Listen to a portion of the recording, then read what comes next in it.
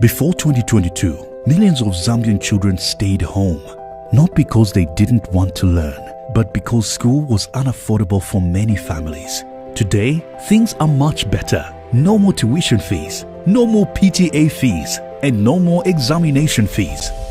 More than 2.5 million children are back in class across the country, from villages to towns, from the cities to the districts and provinces. Schools are feeding our children and classrooms are full again.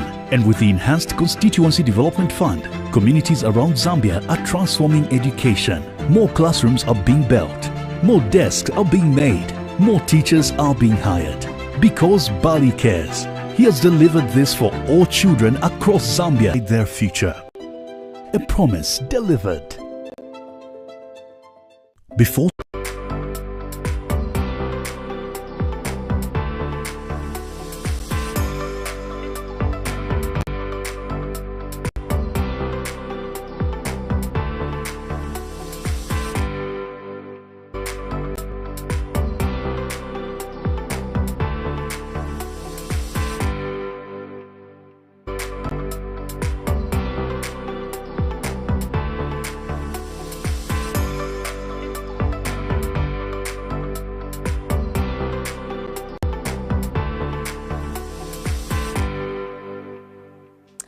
Good afternoon and welcome to Africa in Perspective. My name is Rhoda Blenga and you are watching Prime TV2. Now, of course, across the continent or Africa today, borders are tightening and courtrooms are busy. Farmers are under pressure and political freedoms are once again under scrutiny. We begin with rising tensions in Central Africa. Chad has closed its eastern border with Sudan until further notice. The Chadian government says the closure is a security measure aimed at stopping repeated crossings by Sudanese armed groups into its territory. Authorities say the decision is intended to protect citizens, refugee communities, and national stability. Limited crossings may still be allowed for humanitarian reasons, but only with special authorization. Now, the move comes after heavy fighting in Sudanese border town of Altina involving Sudan's Rapid Support Forces and fighters aligned with the Sudanese army. Since the conflict in Sudan began in 2023 April, nearly 1 million Sudanese refugees have crossed into Chad, placing aid workers and relief supplies heading into Sudan, where the war continues to cause widespread suffering. Chadian officials say the closure was introduced as the fighting moved closer to their territory, with reports of armed militants crossing the border. The government, on the other hand, has warned that it will respond firmly to any further border violations. Residents in affected areas have been urged to remain calm, alert, and cooperative. Over the weekend, clashes intensified near the border, and Chadian soldiers were caught fighting involving Sudanese armed groups. Officials say 5 soldiers and 3 civilians were killed, and at least 12 others were injured. Sudan's army has accused Chad of supporting the Rapid Support Forces and, of course, allowing weapons to pass through its territory, accusations that Chad has completely denied. Sudan has remained locked in a violent power struggle since April 2023, after tensions between the National Army and the Rapid Support Forces escalated into full-scale war. Well, as conflicts continue to shape lives and borders, the impact of power and privilege is also playing out in courtrooms far from the front lines. This takes me to my next story. Now, the youngest son of Zimbabwe's late former president, Robert Mugabe, has been formally charged with attempted murder in South Africa.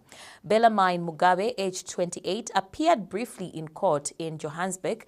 He was later arrested after a 23-year-old man was shot and injured at a property in the Hyde Park areas of the city. So Mugabe was taken into custody together with his bodyguard Tobias Tamirepi.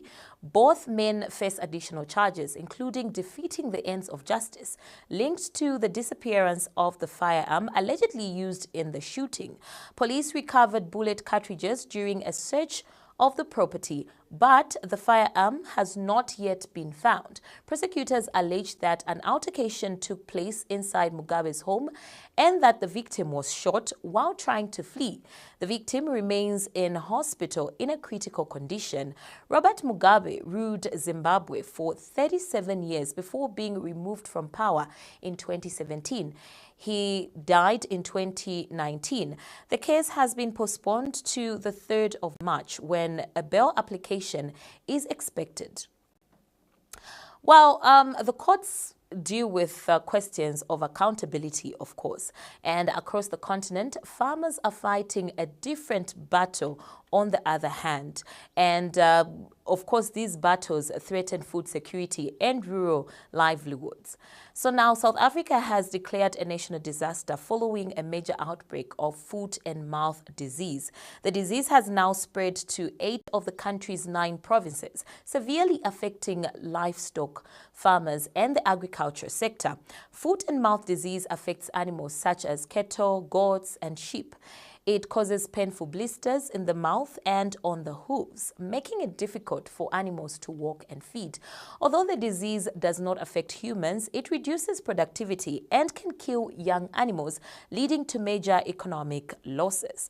The outbreak has hit KwaZulu-Natal particularly hard. The province is the heart of South Africa's dairy industry and, of course, supports thousands of rural jobs. Farmers have introduced strict biosecurity measures, including disinfecting farm entrances, and of course, just an addition of limiting the movement of cattle. Despite these efforts, the virus has continued to spread. Both large commercial farms and small-scale farmers have reported sharp drops in milk production and rising treatment costs. Small farmers fear that delays in vaccination could wipe out entire herds and destroy livelihoods.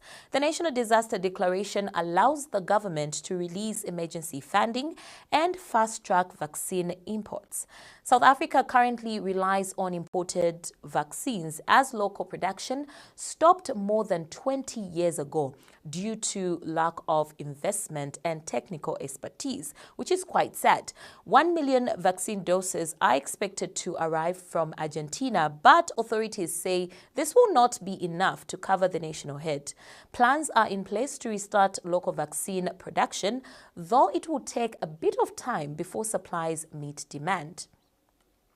So we move on from farms to politics. The balance between authority and accountability still continues to raise questions in parts of the continent. A court in Tunisia has sentenced a lawmaker to 8 months in prison over social media posts mocking President Kais Saied.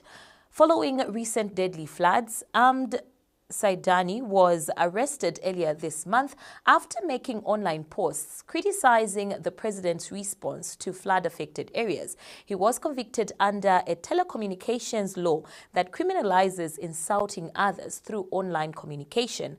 Human rights groups say the case reflects a growing crackdown on dissent since President Saied suspended parliament in 2021 and began ruling by decree.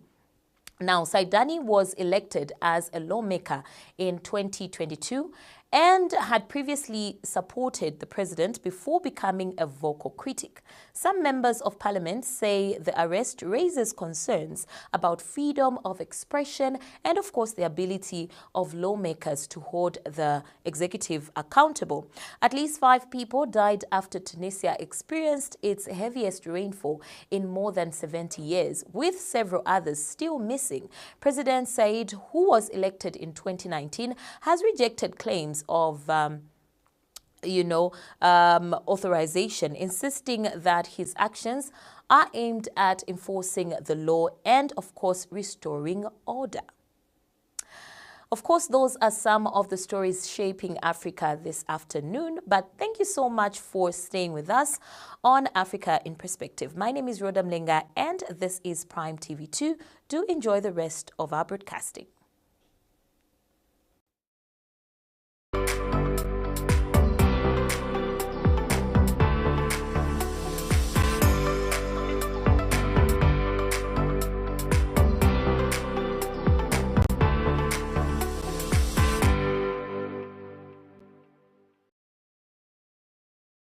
Before 2022, millions of Zambian children stayed home, not because they didn't want to learn, but because school was unaffordable for many families. Today, things are much better.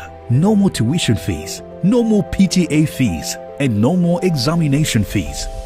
More than 2.5 million children are back in class across the country, from villages to towns, from the cities to the districts and provinces. Schools are feeding our children and classrooms are full again. And with the Enhanced Constituency Development Fund, communities around Zambia are transforming education. More classrooms are being built, more desks are being made, more teachers are being hired. Because Bali cares. He has delivered this for all children across Zambia. Because free education is not just a policy, it is a promise